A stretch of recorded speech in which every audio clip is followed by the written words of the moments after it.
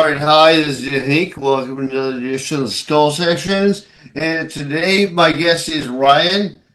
We went over his last name, but we'll just stick with Ryan. Yeah, that's cool.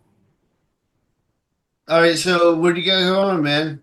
All right. Well, again, I started screenwriting years ago, really from my passion of filmmaking.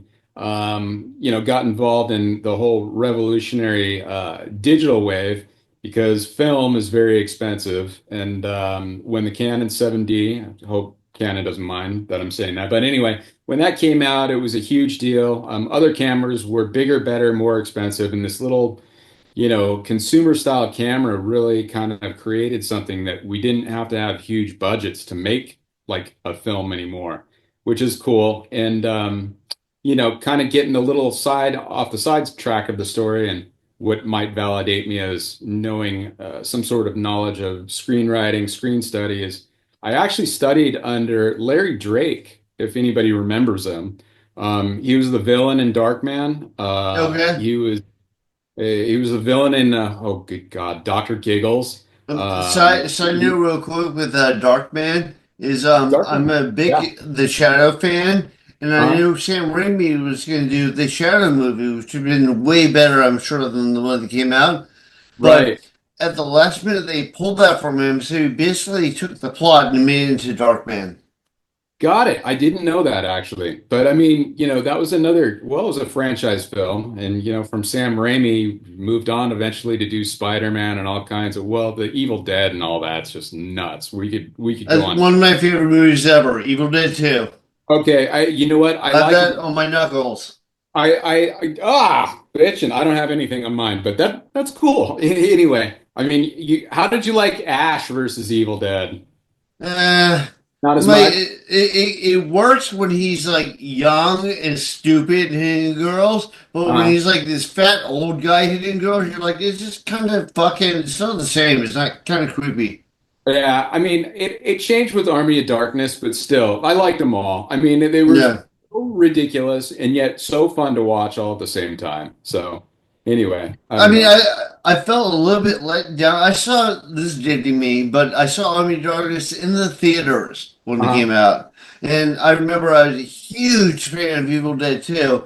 So I was like, I can't wait. It came out. I was like, because they went away from horror and they went way more comedy. Like before, it was like a Yeah. horror comedy, and here it was like like 90% comedy, and I was like, it just didn't feel the same to me. Going back to the originals too, it was just that dark, gritty, like grainy style of film. It felt stepped on a little bit, like it a little more authentic. I get what you're saying Well, though. he was in film school, and a lot of the people in there were his classmates. Oh yeah, I know. Except for he used Army of Darkness was sort of a spoiler if you haven't seen it, but in the very intro, it was actually Bridget Fonda, and I caught it when I saw it. I'm like, Oh hey, that's yeah. not the same girl. I'm like, wait a minute, and then she's not even in it. It was hilarious, but and then even with Spider-Man, what's his name? Bruce Campbell shows up. He's got cameos, and Yeah, you know. Bruce Campbell, he's great in Evil Dead. He's not that great of an actor. I don't know if you've seen Oh his no, other no. movies. I, You're like, and ah.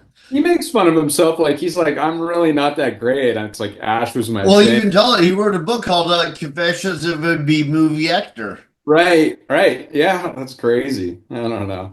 So anyway, but that just says where I kind of studied and came from a little bit. But he was a cool guy to hang out with, and God rest his soul. And I came up with the idea for Porcelain Dolls during his class, which was actually an acting class.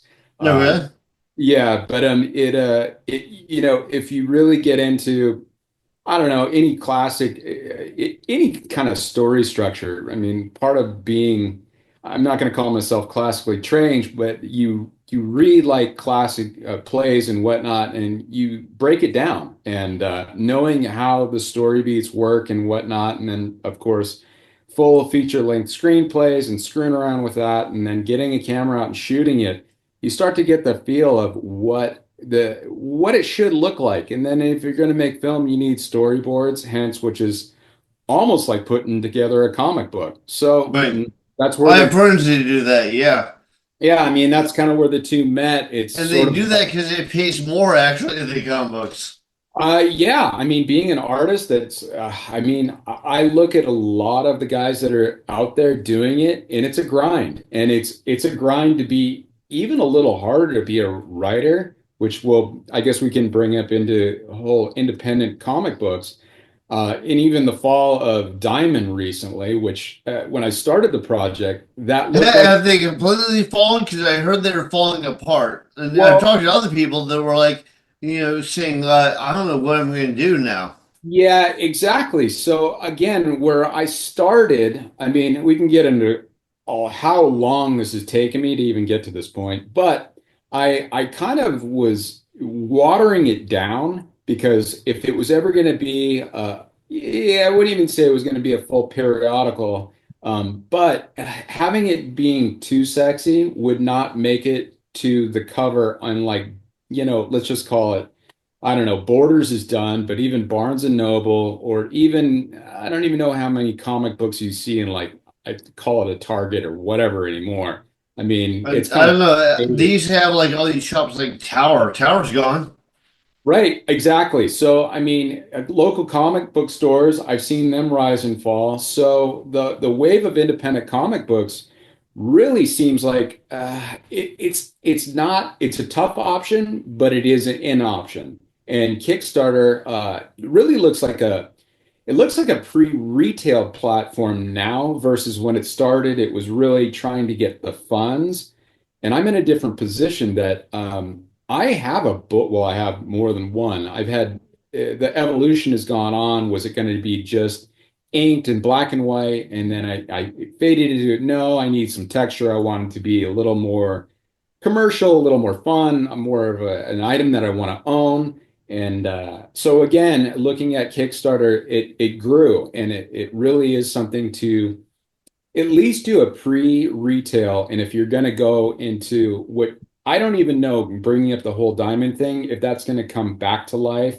It was they filed for bankruptcy, and I think it was Chapter 11. Chapter 11, they divide all your assets and they restructure your whole business, and it's a mess. It's not something that you really want to have. And if you were a current creator, that means you may not get paid. And if you're a new creator, it also means you may not get paid. I mean, it really comes into whatever the contracts that they have, that they whatever they get out of the bankruptcy and who gets what. And it might be pennies on Possibly the part of dollar. bankruptcy is them not being able to pay.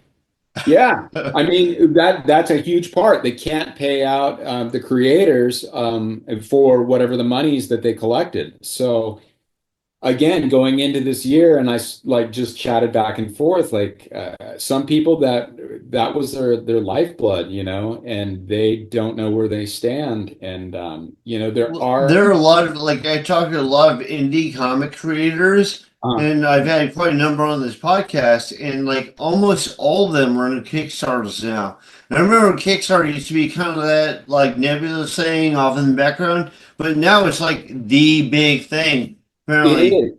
It is. I And mean, again, I, if I've seen books that are still running that, well, we're not done with our project, but we've done this one, so we can prove that we can fulfill this project. mhm. There's some people that already pretty much they've got it 100% done. They just need to fill, pre-orders essentially to know how many that they need to print. So, the print on demand or even the minimums aren't that big if you get enough of a core base that wants to, be part of the book. Well, I've So, yeah. also heard that like I talked to like Teresa Grant for instance, and when Teresa Grant puts out a new issue, she always runs a Kickstarter, but she Uh-huh. always has enough savings to like even if the Kickstarter for some reason did succeed, which it pretty much always does, she could at least pay because she's backed up enough to do it. Right. I So, mean, and I talk to a lot of because I do a lot of author conventions, and I talk to authors, and a number of them own comic shops, and they say that like Marvel and DC sell like 3%, or make up 3% of the sales. It's like all indie comics. You know what? Again, going into those big boys, that animal has changed so much. I mean, we could go back into when, well, DC and Marvel even came about, which is in like, well, we got to go to the A Depression and like, long time ago, yeah. I mean, World War Three or World War Two, not three. I'm corrected. Right. Are we Which might there yet? happen any day now, but Yeah, right. But no, I mean, it was really, we were in grim times. And from what I know, I mean, this is, you never can trust everything you read, but, it was grim and we needed heroes. And it was, I remember Captain America punching Hitler. I don't remember that, but I don't doubt it. I mean, But seriously. I mean, I didn't see it personally. I'm old, not that old, but I remember like all this stuff that was kind of like they would use it as part of the U.S. like war propaganda. Like, uh, look, we have these people fighting the Nazis, these people fighting the Nazis. And we're a spread of generations now. I mean, us being, whatever, well, let's not say our ages. We don't have to, but it's enough. I didn't grow, I wasn't born in the 50s when it was, just Superman. But if you look at it, that evolved way back when Superman was in, like black and white. And then, Lou Ferrigno being the Incredible Hulk, that was a different age in the 70s that these characters slowly became what we're seeing today. And now between, well, Warner Brothers has DC and then, Marvel is Disney. I mean, they've just created subgenres of all these characters that were not even A-list characters, and it's crazy. It really is Well, I think a lot of revolutionary. that's bankrupt because like people knew who Iron Man is, they know who Yeah, Thor is. Like you make up like the fifth iteration of the relative of this person. It's like I don't give a fuck. yeah. I mean, we do, but we don't. I mean, it's marketing, but I You guess do if it's a good story. Like people are lacking the stories these days.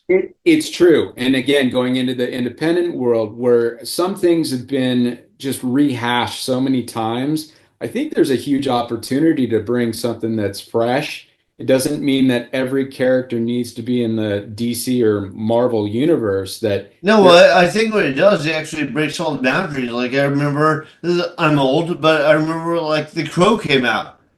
oh Like, yeah, the original Brandon yeah, Lee, who yeah.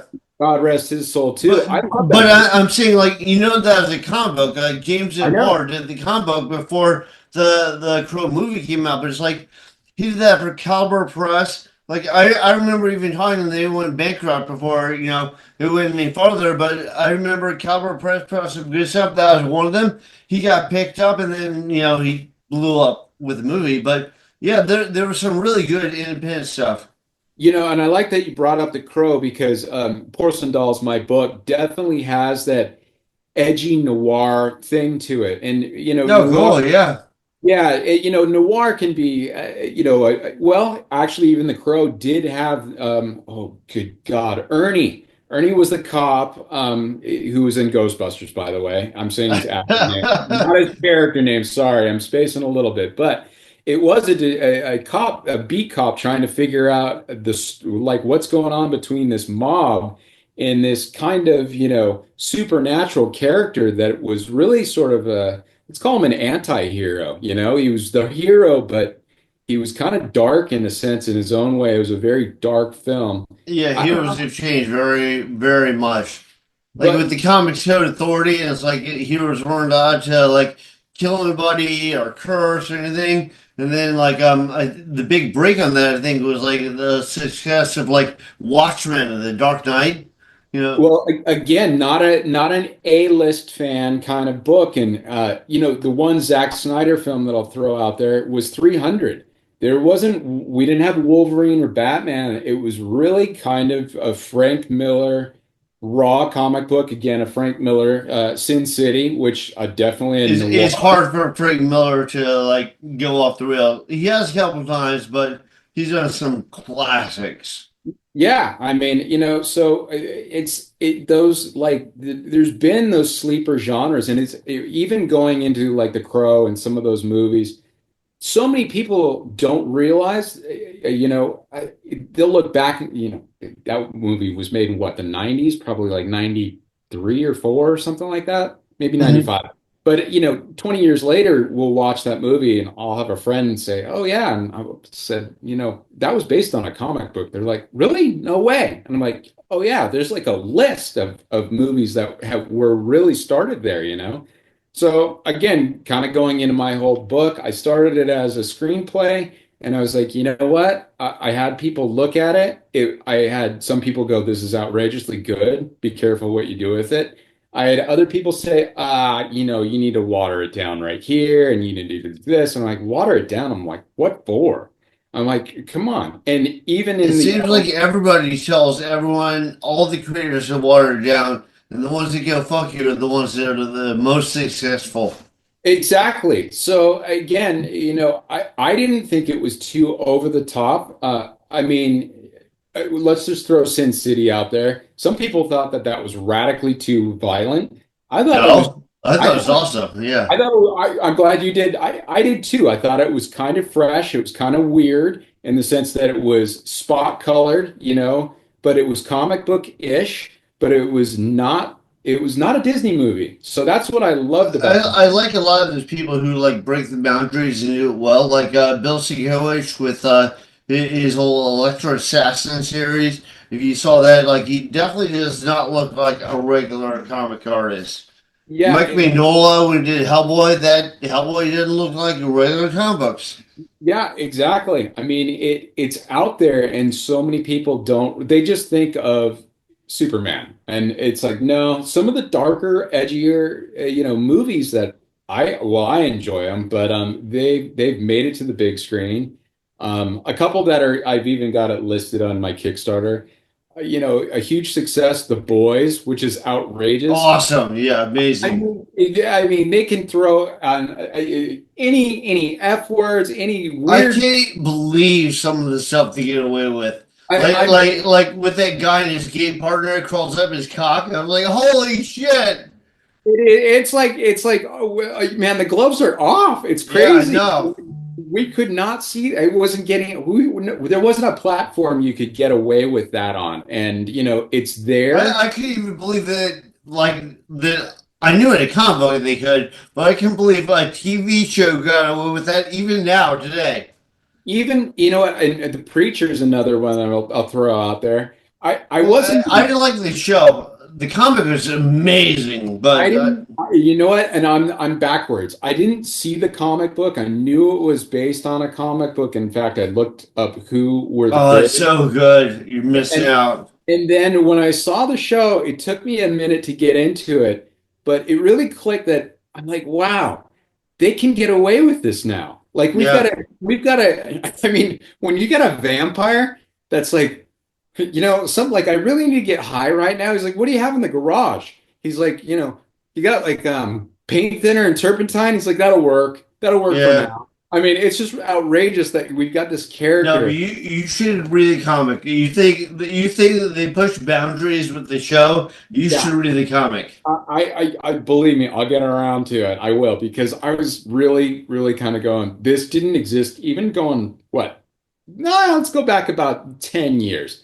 5 years ago started to creep in, but yeah, in the last 10 years, this stuff was not getting seen this way. Right. So I don't know. Times have changed. So.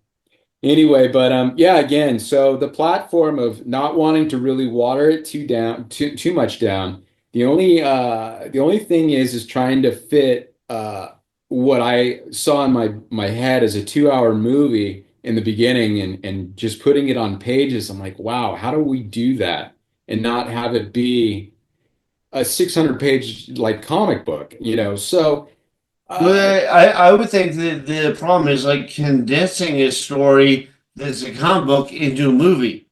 Like I uh, wasn't a big fan of what they did with the Watchmen. I was like, because I've read Watchmen and I think it's brilliant.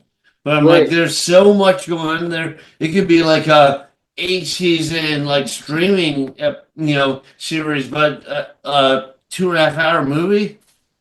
Yeah, it's one of those things. Sometimes it doesn't translate. One works better this way, the other one doesn't work the other way, and it happens Right. with a lot of adaptions with novels. Some people say that the book was so much better than the movie.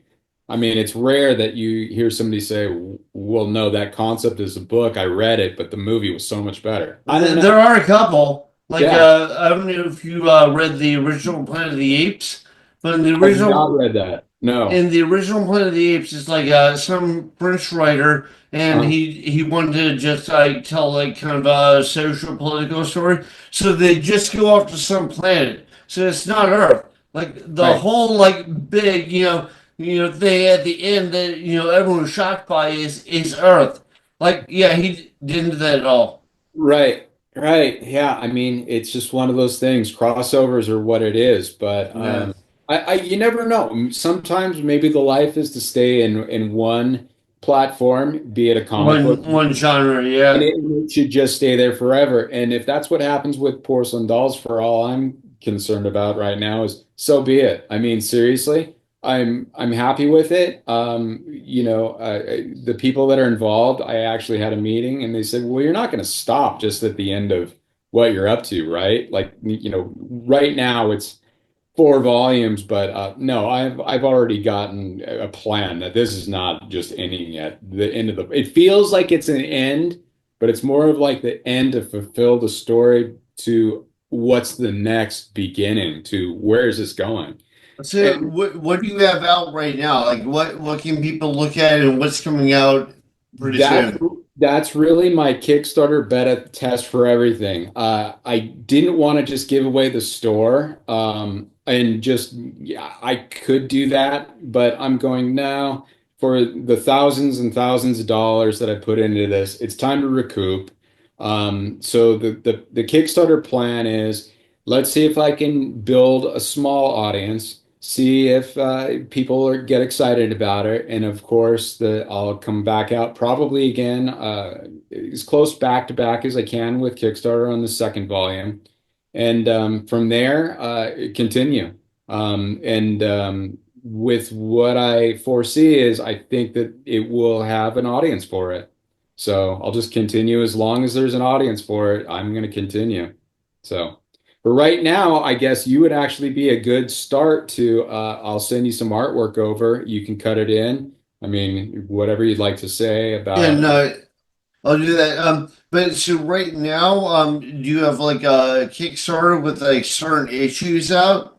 I don't have issues out, but on Kickstarter, I'm just starting to put up in fact, what I did just today, I have it's page one, and I put up page one, and it was just what the original was going to be like, which is what I'm going to call the noir style. It's just inked with lettering, and it's the full page. But the next step I took it is I'm like, well, we're gonna shade this thing. So you can call it monochrome. I'm calling it prochrome shade whatever. You can call it grayscale, but it's a shaded version of the book. That's the one that I finalized to say, yeah, that one's going to print. So you're going to be able to get both that one in PDF, a little less, like $2, $3 less, and then the shaded one you'll get, in the other PDF, a couple bucks more, like $2 or $3 more. And then for all three, for around like 15 bucks, you'll get all three. And then, of course, if we exceed goals and whatever, there'll be extras. But you'll get the printed book and two different PDFs of the book for like 15 bucks. So that's really where I'm at right now. And I was planning on doing it in late April. We'll see how many follows I can get. The more, the better. I know that there's a certain I mean, if there's only 10 or 20 people, I'm going to take a lot longer to release it. I mean, but I think I'll get there. I mean, why spend the work to ship 20 bucks or 20 books rather Right. Well, and you also build an audience over time, so hopefully, like more and more and more people will get into it. and I plan on giving more and more little details and releases of like I haven't put any dialogue, any lettered dialogue until actually today on Facebook. I put my first panel up, and it's not even a full page; it's a panel, which I intend to do just to throw it out there, just to have a feel of okay, there is a story. It is actually done. This isn't something that like he's just starting.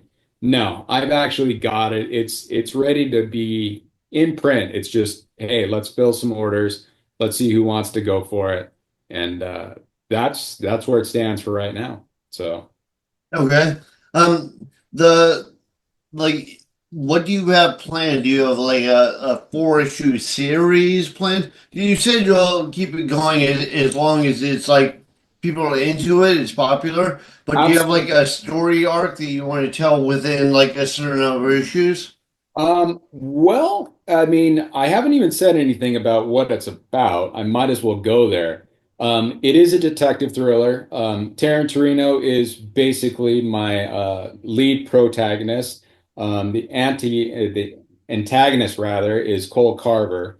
Anyway, she is a detective. It's about a detective trying to catch a killer that is making art out of artists. And her only suspect is this thief, alleged thief, Cole Carver. But she could never nail him. So that is basically the chase. So she cannot figure out who is doing it, who's doing it, why they're doing it, and why is this guy the only one that's connected to him. So from where it goes in the four-volume series, uh, yes, she's going to figure a lot of things out, but when it kind of concludes to, well, she figured it out, but did she? And how much more is it? And really, it leaves you with the question, who the hell is Cole? Kind of like a usual suspect style twist, like a color. Was it color Sote? With the usual suspects, the greatest thing about that movie is how they did it. Spoiler alert if you haven't seen it, but how Kaiser, that's it. Kaiser Sote, yeah. anyway, how almost everything that he was using to collaborate that whole story, all the clues were right in front of you the entire time. Yeah, If yeah. that was like the big thing. It's like, Well, there wow. are a couple like that, like the Sixth Sense or like Right, Fight Club, you know. right. Fight Club's a great example too, another Fincher film that I adored. But yeah, that is the nuance of it, that the pieces are really there. And as she discovers it. I think that the audience discovers it, the reader in this case, discovers it as you're going along, going, oh, wait a minute. It was really there the whole time. She didn't notice it. I noticed it, but did I notice it? And then you're going, Right. do I need Oh, that's to? cool. Yeah, so it really has a lot of that. The story is there, and if you catch it, when you get to that page, you're going to go, no, two pages back or something. It is right there, isn't it? Right. So yeah, Well, I remember after Sixth Sense, I was like, I don't believe it. Let me rewatch it. I'm like, dude, it is all right there. It just It's all didn't, right yeah. there. I mean, Fight Club's a great example. The second time I watched it, and nobody even told me this, I couldn't believe how many times Brad Pitt was cut in for a single millisplice in that whole movie. And I counted how many times he's in there. I won't give that away if you've never noticed it or anybody watching this, but he's in there. And by the way, the character is the narrator. He doesn't really have a name except for Tyler Durden. You're So right. that's a wild flick. Again, adapted from, they did a mock-up. It wasn't really a graphic novel, but that was such a weird book that that's what. It was a book, and I've read other books by the same guy, and I just, I didn't get the same feel. But Fight Club is awesome. Fight Club, women don't get it, or some of them do, some of them don't. Some of them hate it in the beginning, and now they get it and they look at it and they go, "Wait a minute, I don't know why I hated it, and now I kind of like it." So. Well, it's not super sexist or anything. It's just like, it's like a weird evolution. Yeah. Well, you don't kind of, I think, well, from anybody's perspective, if it's just a bunch of guys fighting in a basement, it seems dumb. But if you realize that it's really kind of a revolt thing that we're trapped in this mundane, everyday lifestyle. Right. And it's kind of speaking of society. Like, this is what people have been led to. We're programmed to spend money on too much, designer coffee and order from these catalogs and just have crap that, like, in Edward Norton rather, Edward Norton's perspective, he's like, yeah, I'm ordering from IKEA, and he's taking a dump, I think, when he was doing this, and he's ordering on the phone, and he's like, my life was almost complete based off of these images that he's looking at in a catalog, and then he blows it all up, you Yeah. know. You And so, remember Brad Norton's like, or Brad, Edward Brad Norton is Pitt. telling Brad Pitt, he's like, oh, like, and he mentions a bunch of stuff, and Martha Stewart, and Brad Pitt's like, fuck Martha Stewart. Yeah, yeah. I mean, everything. It's like screw them all. Like we're brainwashed. He's like, everything, designer clothes to this, and it's like this projected image is not the life that we have to have. It's the life that we're told that we should desire and we should have, but we still don't anyway. Like Brett, Well, you can never trust the people that tell you, the life you should have, but they all lie to you. But all right. So going back to yourself, was it originally like you had to play as a screenplay, or you thought of it as a screenplay, or envisioned it? How did that go? uh, Well, a little bit of both. First, of course, I've written full-length screenplays and I took a radical attempt at almost no budget to shoot the whole thing out, and I'm talking ridiculous stuff. I mean, we were shooting just guerrilla style on an Amtrak train, beautifully shot, by the way, at sunset, and my actress and myself and this whole like my camera guy, if you kind of see me, had his mic, he had his boom underneath his armpit, and we had cameras rolling. And again, the camera's so small, nobody really knew what the hell we were doing. I didn't finish it. We ran out of time, and then people go their own ways, and people have other projects. And I was like, ah. And at this point, I got a very nice trailer out of it that is floating around that is online. But the attempt is to pull off Is something. that on the Kickstarter, like to draw people in? No, I actually, because it was its own thing, I could put it on there, but it is a totally different story. Right now, I put together a little just a 5-second trailer for the book because the attention span for everybody is about nothing. So I'm serious. This modern generation. Yeah. Again, people are flipping so fast through everything. If it doesn't catch you in a half a second, you don't stop. So even me just, blaring away at how much frustration I have with Kickstarter and being censored almost every day for ridiculous, just a girl in panties is the cover of the book. And going back to it being too much. So why did I go the graphic novel? I had this script and I had some connections, and even one production company that is no more, Overture, which what was Law Abiding Citizen was one of their better films that went through that place, but I don't know, they're another one that fell apart. They're gone. Okay. So anyway, I had somebody that wanted to bring it to his boss, and he's like, "Yeah, once you draw," he's like, "It's not PG-13 enough." And I'm like, "PG-13?" I was like, I was never thinking it was PG-13. I'm like, he's like, "Yeah, so you can't once you drop more than one F-bomb, it's going to be PG-13." I'm like, "Why would you think it's PG-13?" All I'm like, right. I'm like, we have women that are displayed naked, by the way, throughout this thing, and nah, I don't know. And again, it goes into, well, for ticket sales and this, PG-13 movies do better than R-rated movies. And I'm going, all right, this is where do I just sell this thing and be a sellout, or do I pick a different route? So I saw it kind of again looking at movies that we talked about, like Sin City, violent, crazy, a little over the top, but not to where I thought it was disgusting or offensive. I thought it was exactly what it was. It was Sin City. It's sex and bullets and, badasses or whatever. So I was kind of thinking, no, this has got to go a different route than, just whatever. I sold a screenplay and that's that.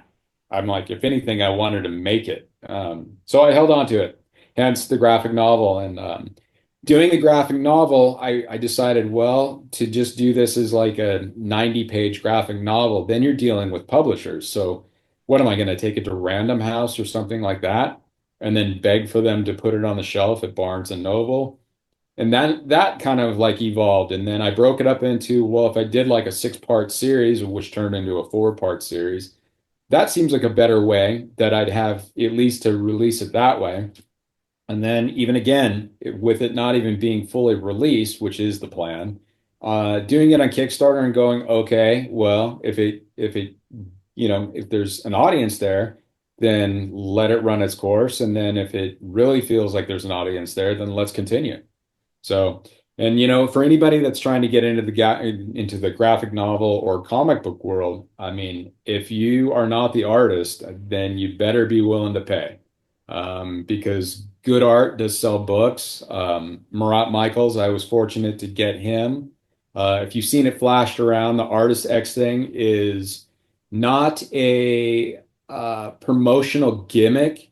It was one of those things that was, okay, I've got an artist. Let's just, no, we're not going to put a name on it. And I'm actually legally not able to tell who they are, which is fine. And it was one of those things. It's another independent edge to where they're not having to answer and make changes to any specific work that they do for me. Well, they have to answer to me, but hey, if we don't have to go to the up the ladder kind of guys that finally approve it to go on the shelf. No, no, no, no, no. It's Right, like, I yes, I remember I long time ago I interviewed DC Comics and like talking to so many artists that worked for them. I'm kind of glad I didn't go, because aside from them mainly wanting superheroes, which is a main reason I didn't go, they also like you would pencil a page.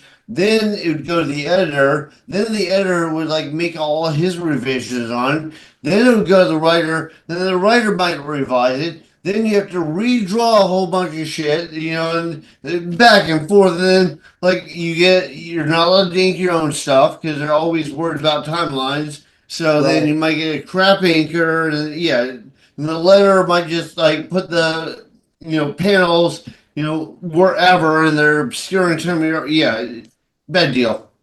Yeah. All right. So again, this hopefully this will make it into your final cut. I'll send you, which I think is super sexy. I'm going to send you something that I wasn't even going to put out until close to when the Kickstarter is going to go live. I'm calling it the explicit cover. And the reason is that it was going to get cut. That was me because it was never going to make it on the shelf as the cover. And I'm like, well, okay, it's still in the story. So again, I guess this is a spoiler alert for my own, but I don't give a shit right now. Hopefully, I'm allowed to say shit in your program, right? I don't give a Okay, all right, fuck. okay. Then I believe me, I have a mouth. I'm being well, I'm trying not to be Dude, I too. live in New York. All right, whatever. So hey, fuck it all then. Anyway, but with that being said, all right, the first character, she gets killed, and the killer turns her into a man, like a man, a mock-up of she gets strangled, wired, whatever. Her clothing gets completely torn apart. By the way, this character, she is an artist, she's a painter. She gets torn apart, ripped up, strangled, thrown naked on her floor, and then the opening is basically there's a panel and it's just a couple of drops of paint hitting her cheek. And you open it up and she's been made into Van Gogh's Starry Night. Uh, So kind of weird, but that's kind of the theme of the book, and that will be one of that's. I'm calling it the explicit covers. There's going to be variants. The Artist X will have one of those. It's not crazy explicit, but it's definitely pretty damn cool. well, And then most of the it is even sold in like traditional bookstores anymore. So I don't. That might not even be an issue. No, because again, Kickstarter, I'm free to do whatever I want. So Yeah.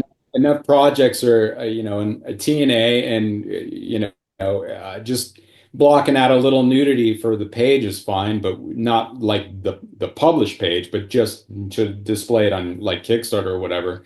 You can't show the full nude. And again, anybody that does it on Facebook or even, what used to be Twitter, X, they just blur it out and you have to hit the unfilter button. That's true. Yeah.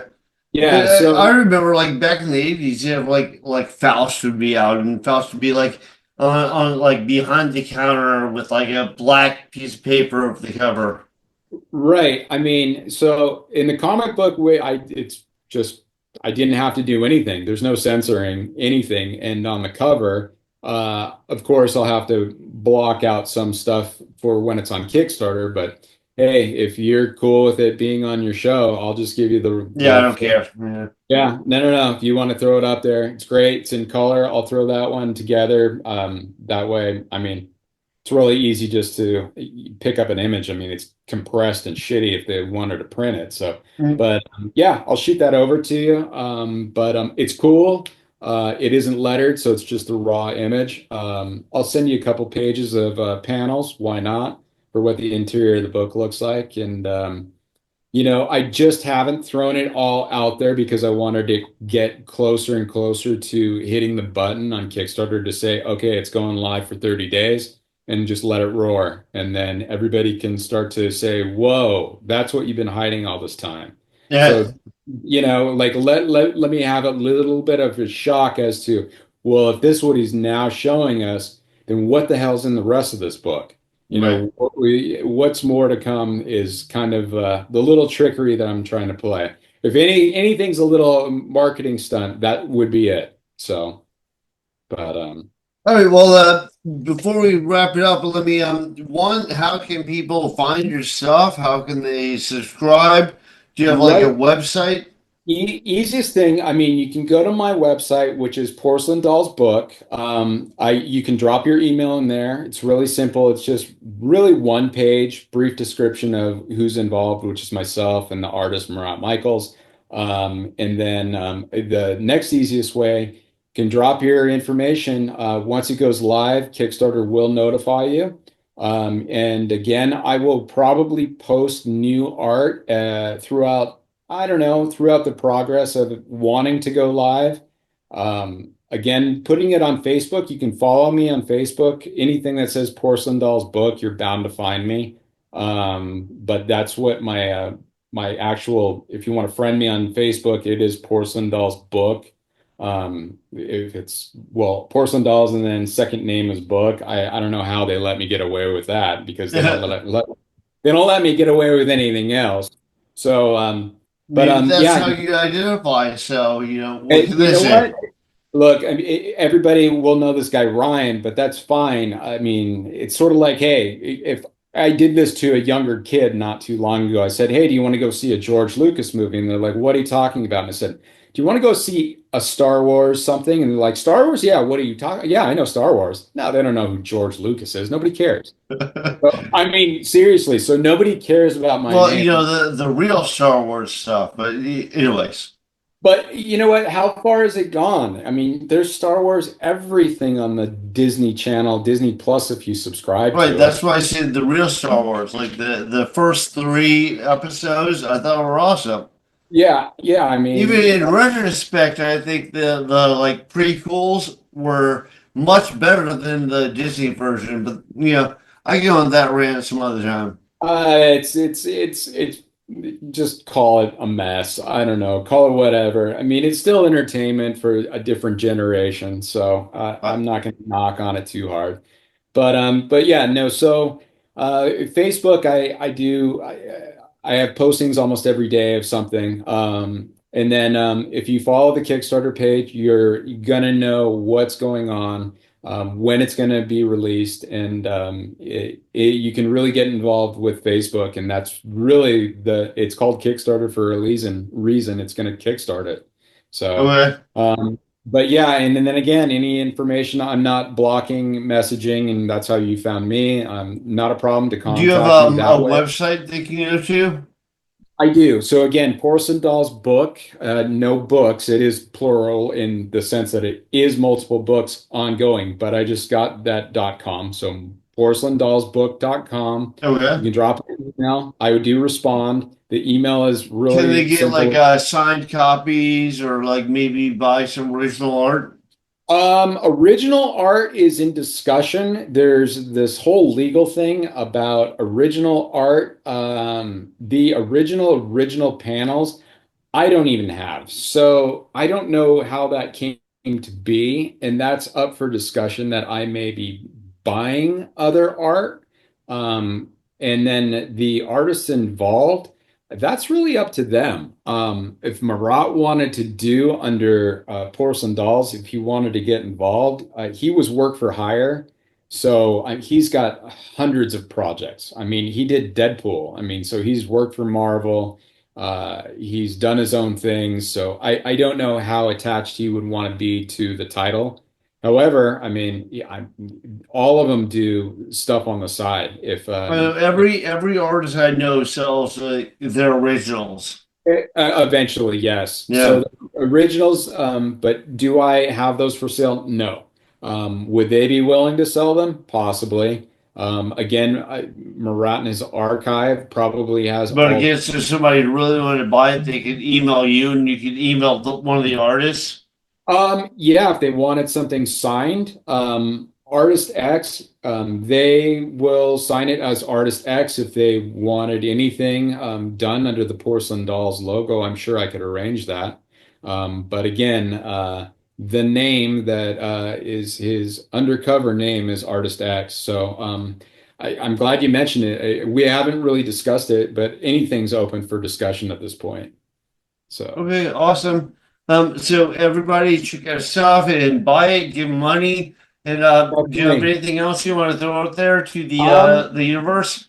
a Kickstarter, it's again independent comic books. It looks like this is the time and the way to do it. It's not what it was. I'm disappointed that some people and some things that I've realized is that there are creators out there that don't fulfill on their projects. And that is a huge disappointment. That means that anybody with their hard-earned money is not going to get the goodies.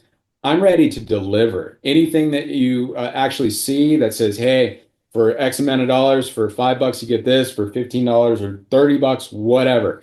I'm going to deliver. I've checked it out. I've checked it out with every single person that I'm going to do work with to print and well, I'm the publisher technically to print it, ship it. I'm the one source guy and I'm stand behind excuse me, I'm standing behind it 100%.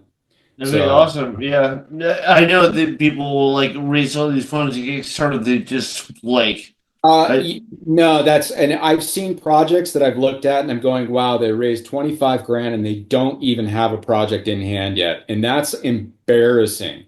That's really, it's again why it creates skepticism, why anybody would want to get involved in what is a crowdfunding project if you're just throwing hard-earned money away to something you're never going to get. On the other hand, I will say, since I maybe have another minute, I mean, I looked at a book that is not in my possession that I did get from Kickstarter that I got for about, I think, 25 bucks. And it was the copy, and it had a Kickstarter stamp or something in the logo on the cover. And I saw it on eBay for 150 bucks. And that was within 10 years. So I'm like, hey, that's not a bad collector's item. So on Kickstarter, again, if you're a collector and you want something that you think is cool, you might be kind of getting there first if you get it through Kickstarter because well, if it there's a lot of stuff that's probably like that. Like it was a well talked about mini project. Nobody ever thought it'd blow up big. Like the first Teenage Mutant Ninja Turtles. Like how rich would you be if you had that first issue? it's just crazy. It's crazy, crazy, crazy. So again, I'm not saying that I'm going to be so huge that I don't know, it's an investment. It's Well, really fingers not. crossed. Yeah. Yeah, right. Hey, if it is, it is. If it's not, it's not. But still, I will probably have something that will be like a little bit of a mark on the cover, and it'll say Kickstarter like 2005. Right. So that way, it's kind of a you got there first kind of thing that makes it cool.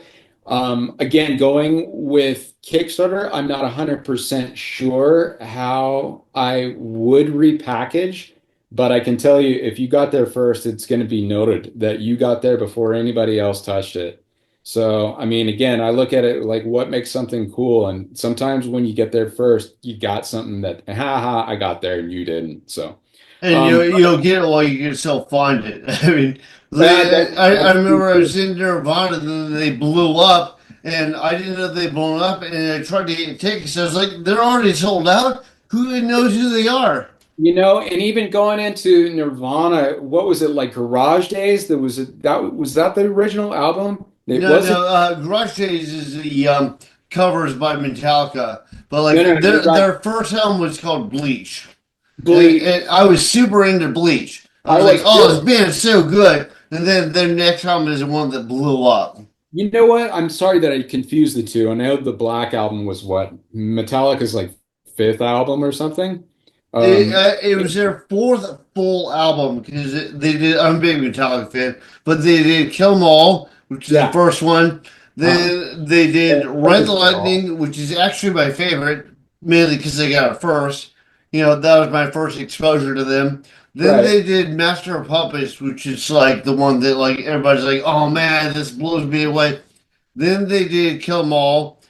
Then they did the Black Album, and that's when they first did their first video was for Liberty and Justice for All, Uh, and they're like, we'll never do a video, and they're like, oh, this song is so important, we should do a video.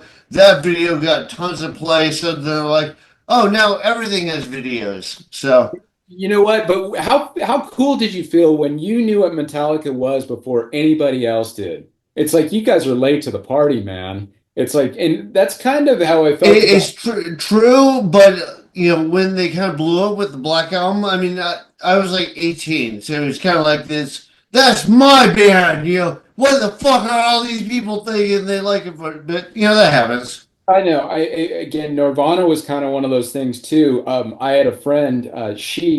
She was just a record, I don't fanatic, and she had all these import albums. And I'm like, where do you find this stuff? And we knew the guy down at this record store from where we lived, and he's like, let's just call him Billy. She's like, oh man, Billy will find me anything, and he'll just special order it for me. She was just like my go-to person. I'm like, where do you find all this cool stuff? Some of that came out later, and it was something you could buy on the shelf. And I've just seen that kind of thing in all media. I mean, even well, DVDs are almost dead now, but we got the director's cut on DVDs, and once a movie was successful, how many times it got rehashed, and I mean, even going Star Wars got what the digitally remastered version of even Led Zeppelin came Well, out. actually, those limited edition early prints are like they're the ones that are like super expensive. Right, right. So, I mean, again, so Porcelain Dolls, I mean, get it on Kickstarter. You'll be one of the first ones to get it. I would recommend getting it in print. But if you get the PDF, it's cheaper. I get it. I just think PDF and comic books, that's not the perfect marriage. That's a me thing, Well, though. how about this? It's probably cheaper to buy the PDF. Totally. So I don't have to buy ship. buy that, check it out. If you like it, they'll buy the original. They'll buy Well, the actual print copy. that's the other thing. If you grab the PDF, and I recommend doing the shaded one, I call it Pro Chrome Shade. I don't know, just a term. But grab that one, and if you like it, definitely you're probably going to want to get involved in the second run. I should have them pretty close back to back. So you're definitely going to want to look out for the second one. That's going to make it even more cool. Again, hey, I'm not trying to, break the bank with everybody. Just getting it out there, having some fun with it. The second one will come available. But I can't say what will happen next, but I wouldn't doubt that anybody that lost out on the first one, they might be able to get it on the second one in print as well. So again, don't hold me to it. It's evolving. This whole project has evolved, evolved, evolved. And if you get it the first time, I might have the original Kickstarter. It might be Kickstarter round two. That might just be like a little logo. Again, if this ever goes to a store, it's not going to have a barcode. So not yet. I mean, if it ever goes to that point, then it will, but not for today. So it'll say where it came from. But yeah, I think if you don't get it in print the first time, it'll be kicked around that maybe you can get it on the second run that'll have volume one. So Okay, awesome. All right, man. So last, do you have anything else you want to throw out there, or do you think you want to tell people to check out? I don't know. I'd say yes, look at my book, Porcelain Dolls again. But look at just all independent books. They're out there. They're hit and miss, but I'll tell you, it it's really you start to just weed through them and find some really cool stuff that you They're like. always hidden gems. Yeah. Yeah, I mean, there's hidden gems out there, and I know we can't just spend our money on everything, but definitely put a little faith in my project. I think it's gonna grab you, and you're gonna want to know what's gonna happen next, and it should be like, well, wait, that's cool. I want more. So definitely look into it. And again, I'm speaking that Kickstarter is not just a flaky thing. I think there's a lot of creators that stand by what they set out to do. I'm definitely one of them. I hope more people just fulfill their end of the deal because it's a new world out there. And again, with the destruction, well, not destruction, but the chaos of diamond distribution, we've got to do it on our own. And a lot of You should creative definitely people. buy now before World War III kicks in. Oh, good God. Let's hope that that doesn't happen. But yeah, Kickstarter is the best way to go about it. Anybody that wants to contact me, the website is directly my email address. It doesn't go through an assistant, it goes to me. And Facebook is mine. Again, nobody filters it. It goes directly to me. So comments are welcome. I don't care. Haters, go for it. I just ignore it. I get enough spam. I just ignore it. So, but comments are cool. I like it. But follow me on Facebook, follow me on Kickstarter, and if you want to go to the website and drop your personal email address, hey, you're bound to get an email back from me. Yep. Okay, So, awesome. Yeah, Dan, well, thanks, man. Thanks for being on here, talking about your project. all right. Well, I will email you some stuff over. And again, thank you. I'm flattered to be on. And hey, keep in touch.